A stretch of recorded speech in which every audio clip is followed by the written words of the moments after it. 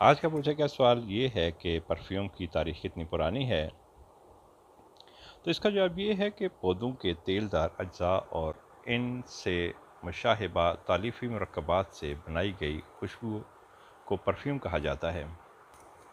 خوشبو نے قدیم چین، فلسطین، مصر اور ہندوستان میں مذہبی رسوم کے دوران عود سلگانے سے جنم لیا اور پھر انفرادی زندگی میں داخل ہو گئی۔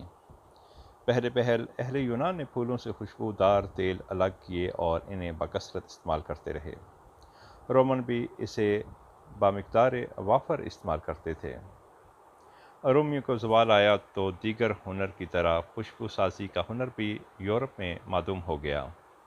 آزمانہ وسطیٰ میں صلیبی جنگوں کے درمیان خوشبوات تیار کرنے کا ہنر مشرق سے یورپ پہنچا۔ اسی زمانے میں پہلی بار یورپ میں جانوروں سے حاصل ہونے والی مشک جیسی اشیاء کو خوشبو کے طور پر استعمال کیا گیا۔ یہ حیوانی مواد مشک بلاؤ یعنی کیوٹ اور عود بلاؤ یعنی بیور اور ہرن سے حاصل کیے جاتے تھے۔ 16ویں صدی کے آغاز میں اطالوی خوشبو ساز پیرس میں آباد ہو گئے۔ یوں فرانس خوشبوات کی صنعت میں قائد کی حیثیت سے سامنے آیا۔ 19ویں صدی میں کیمیا دانوں نے پودوں کے خوشبودار اجزاء کے تجزیے میں کامیابی حاصل کی۔ تب سے ہزاروں مصنوعی خوشبوات بنائی جا چکی ہیں۔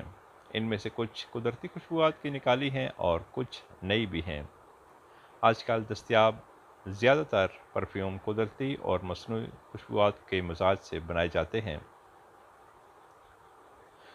خوشبو کو استقرار دینے کے لیے اس میں بعض مادے بھی ملائے جاتے ہیں۔ مائع خوشبوات کے لیے الکحل بطور اساس استعمال ہوتی ہے۔ سنگار کے بعد اجزاء میں بطور اساس چربی استعمال کی جاتی ہے۔ گلاب کے عطر کے لیے بلغاریہ اور ترکی معروف ہیں۔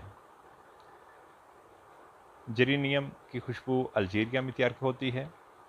ترشاوا پھولوں کے تیل میں اٹلی سر فہرست ہے اور انگلینڈ کی وجہ شہرت لیونڈر سے خوشبو کشید کی ہے۔